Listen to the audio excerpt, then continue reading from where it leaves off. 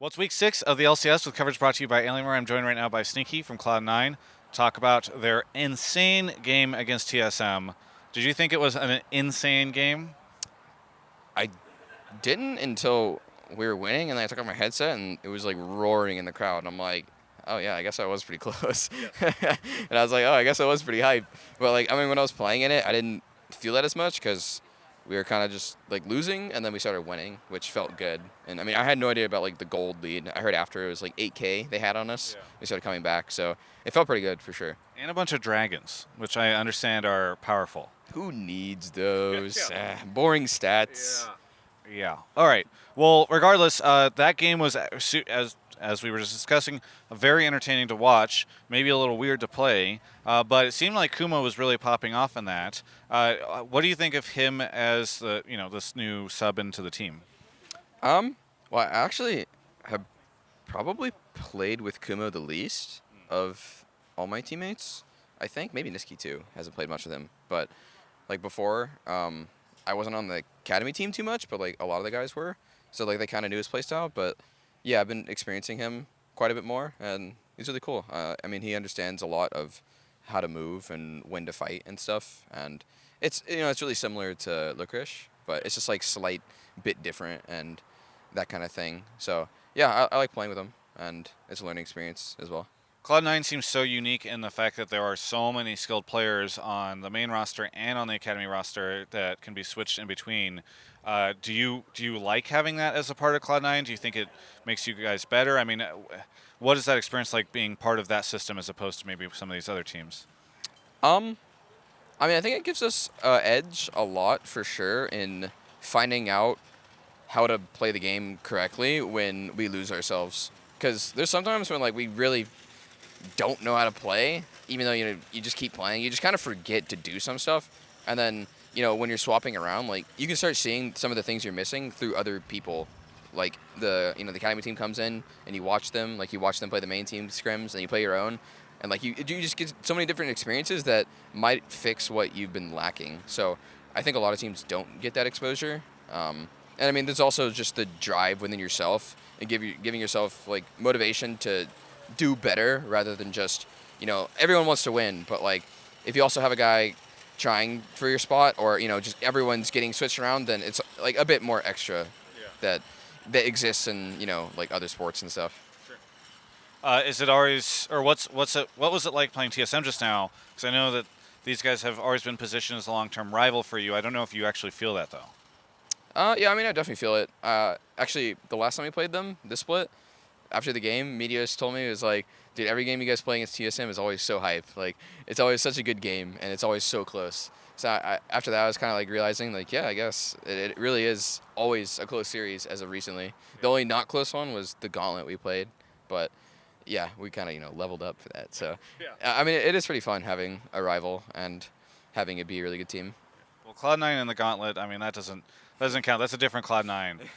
Okay, so what do you think of TSM having just played them? Because I think, actually, ironically, I was just talking to Jensen at the start of the day doing an interview, and I asked him who he thought he would see in the finals. He said, well, right now it feels like TSM would be there if we ended up making it as well, so, TL and TSM. And I said, oh, over C9? He's like, well, C9's got this weird thing, but he expected you guys to pick up over time. Now you just beat them. So what do you think of TSM, and what do you think, potentially the finals teams are going to be? Yeah, I mean, obviously, I think TSM's good. And I mean, to me, it felt like the whole split, it's just been TSM, C9, and TL being the top three, but all those have just randomly lost. Yeah. And then, like, CLG and Optic both were in the #1 spot as well, but it kind of happens every split, I guess, where everyone's just chilling and tied for first place until someone breaks away, and then you really see the top three. So I think TSM are good, and I think they are a top three team with us. So I think we'll still have to level up, even though we're 1-1 versus them. We don't have like a tiebreaker lead or anything, but I think we'll have to level up for sure if we want to beat them in playoffs. Who do you think will be in finals? In finals, I mean, I think the obvious safe bet would be TL versus T9 or TSM. Okay. So I mean, I want to put us. I want to go there. Okay. I mean, I think it's also a lot more advantageous for us because I don't know. I swear I read somewhere on Reddit that if we get second this year, like if we lose to TL, we get second seed. because of the point changes, which hasn't happened before. Because usually what happens is we get second in summer, as of recently, and then we have to go through Gauntlet, and we get some random team to come in Worlds, and it fucks the powers of the NA. Well, I imagine you would love to avoid Gauntlet this year. Yeah, that would make us not go through plans, and yeah, it would be a chiller time in Worlds. But what if plans are part of the reason you always do so well at international events?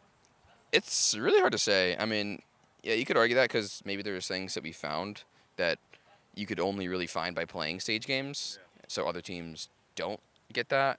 I mean, there's also, the randomness of groups themselves and placements. It's like, oh, you're in the death group, and then you play, and it's like, oh, maybe they're not that good. I don't know. Who knows what the death group is? So, yeah, it could be an advantage. I think it's literally RNG whether it's an advantage or not. Well, the other question I wanted to ask you was on the desk today. Crumbs and Mark Z both ranked mid laners. Did you get a chance to see this? Nope. Okay.